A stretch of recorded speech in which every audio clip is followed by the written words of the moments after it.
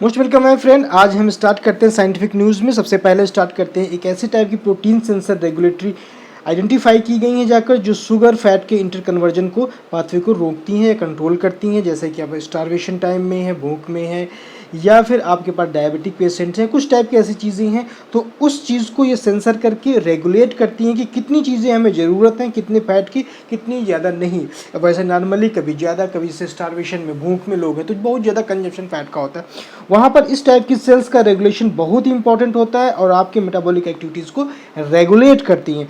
Science in Texas and Pennsylvania में इस चीज़ को पब्लिश किया गया पेपर को साइंस सिग्नलिंग में अप्रैल 21 को। तो आप इस पेपर को पढ़ सकते हैं और आइडेंटिफाई कर सकते हैं कि हमें किस चीज़ की डाइट है, किस चीज़ की रिक्वायरमेंट होनी चाहिए और हमारी इस सेल्स जो है बॉडी सेल्स प्रोटीन्स है उसको कैसे सेंसर कर सकते हैं। सिर्फ डिटेल आप इस चीज़ को यहाँ से पढ़ सकते हैं। इस यूनिवर्सिटी में पब्लिश किया गया पेपर है। ये काफ़ी अच्छा पेपर है। Hopefully you will understand. एक अनदर रिसर्च रिपोर्ट के अनुसार इंसेक्ट की पॉपुलेशंस जो लैंड्स में 0.09% के हिसाब से डिक्रीज कर रही है और वहीं जो वाटर में पाए जाने वाले इंसेक्ट हैं 1.08% से इंक्रीज कर रही है। अब इसका कारण जो बताया गया, एक तो पॉल्यूशन बताया गया, एक लैंड जो कंस्ट्रक्शन डिपार्टमेंट, इन सब चीज़ों से होने से इस तरीके की रिपोर्टेड की गई जाकर। ये पेपर पब्लिश हुआ है अप्रैल 23 को जेनमन centre of integrative biodiversity research centre में DGP को। तो इसमें बहुत सारी चीज़ें आप पढ़ सकती हैं कि डिक्रीज होने से पॉपुलेशन क्या इफेक्ट ह्यूमन पॉपुलेशन पे पड़ेगा या क्या अनदर बायोडाइवर्सिटी पे डिफेक्ट पड़ेंगे जाकर। इस पेपर में काफ़ी अच्छे से डिस्क्राइब किया गया जाकर कि इफ़ेक्ट अगर कोई पॉपुलेशन कोई इंसेक्ट या इन दिस सिस्टम से बाहर जाता है या विलुप्त होता है तो दूसरी प्रजातियों के भी संकट होते हैं इस तरह के।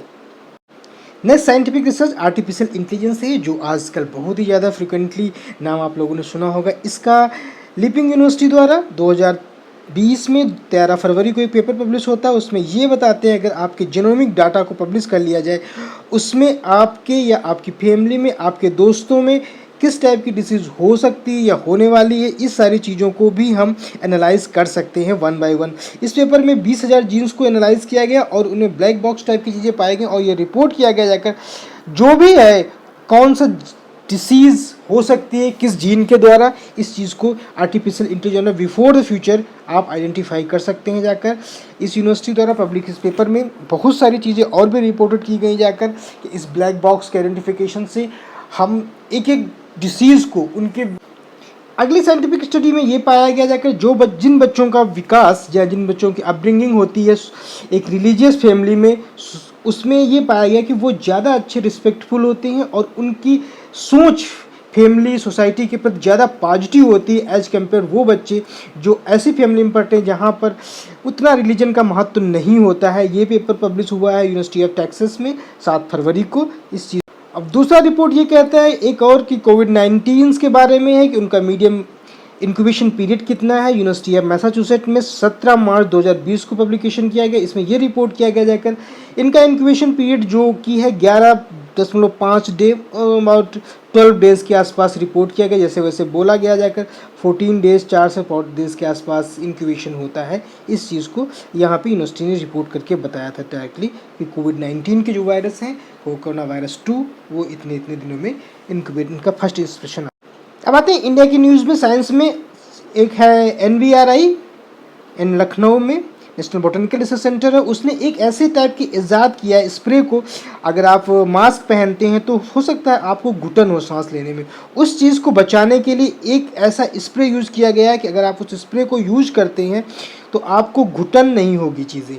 तो ये काफ़ी अच्छा हो सकता है आने वाले टाइम में। अगर जिन लोगों को सांस की प्रॉब्लम है वो इस चीज़ पेपर पढ़ सकते हैं और इस टाइप के स्प्रे को भी यूज। दूसरा वहीं पर CMAP लखनऊ में ही एक और सेंटर रिसर्च सेंटर, उसने इम्यूनोलॉजिकली बूस्टिंग सिरप ईजाद किए हैं कि अगर आपके इम्यून सिस्टम थोड़ा सा कमज़ोर है, ये हर्बल है पूरी तरीके से, आप इस चीज़ को यूज़ करके अपने इम्यून सिस्टम को काफ़ी तेज़ी से बढ़ा सकते हैं। अगर आप चाहें तो आप उसकी साइट पे जाके इसके बारे में सही से डिटेल आप पढ़ सकते हैं और यहाँ पर देख सकते हैं क्या क्या इस चीज़ को यहाँ पर रिपोर्ट किया गया जाकर।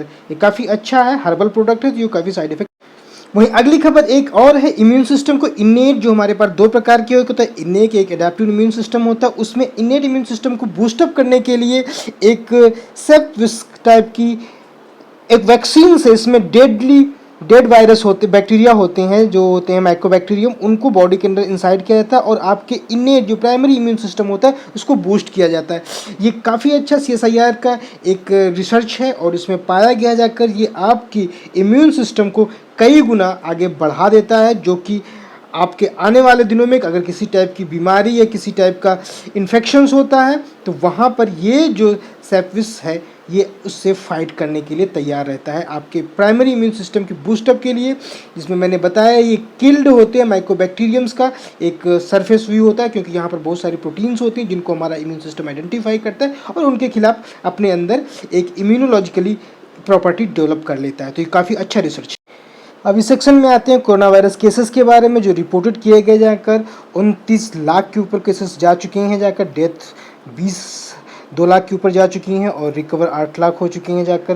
पूरे वर्ल्ड का ये रिपोर्टेड है। अब यहाँ पर 19% के आसपास, मतलब यहाँ पर कल 20 था, आज 19 हुआ, काफ़ी डाउन हुआ है। ये काफ़ी एक अच्छी खबर है कि हमारे आने वाले। उसी तरीके से हम अगर इंडिया में इस चीज़ को देखते हैं जाकर तो 27,890 केसेस रिपोर्ट हो चुके हैं, डेथ 881 हो चुकी है, रिकवर 6,523 हो चुके हैं। अगर इनका पूरा रिकॉर्ड देखते हैं तो उसमें 12% डेथ हो रही है, 88% रिकवर हो रहे हैं जो अभी तक क्लोज केसेस थे। तो ये काफ़ी संगीन मामला है। अब जितना एहतियात बढ़ सके रुकिए, क्योंकि वायरस है, जब तक हमारी वैक्सीन्स नहीं आती हैं ये हमारे मार्केट या इन्वायरमेंट में परसिस्ट करेगा।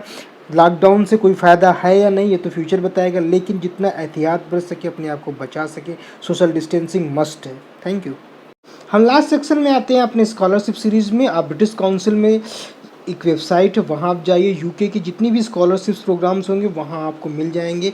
ये बहुत ही अच्छी वेबसाइट्स है, यहाँ पर आपको सारा डिटेल्स एजुकेशन से लेके कैसे कैसे आपको वीज़ा मिल रहा है, everything you will get there informations. तो वहाँ से आप इस साइट को खोल सकते हो अपने डिटेल्स में चीज़ें। अब आते हैं दूसरी पे उस पर स्कॉलरशिप में। नॉटिंघम यूनिवर्सिटी में जाइए, इंटरनेशनल स्कॉलरशिप्स के बारे में सारा, चाहे PhD करने के लिए, फैकल्टी ऑफ इंजीनियरिंग का वाइस चांसलर स्कॉलरशिप्स है ये, और स्कॉलरशिप यूरोपियन के लिए, ये आप पता कर सकते हैं वहाँ पर डिटेल्स में। इसके अलावा अगर आप मास्टर प्रोग्राम करना चाहते हैं तो मास्टर प्रोग्राम के लिए बहुत सारी स्कॉलरशिप्स हैं इस यूनिवर्सिटी में। आप उस यूनिवर्सिटी के साथ जाके पता कर सकते हैं एक एक करते इस वेबसाइट पर। तो यहाँ पर आपको मिल जाएंगे कौन कौन सी इंडियंस के लिए, कौन कौन साउथ एशियन के लिए, जहाँ जहाँ की कंट्री के हैं आप वहाँ से अपना अप्लाई कर सकते हैं। तो ये था आज का मेरा एपिसोड, आने वाले टाइम में और लेके आऊँगा। Thank you so much for watching this.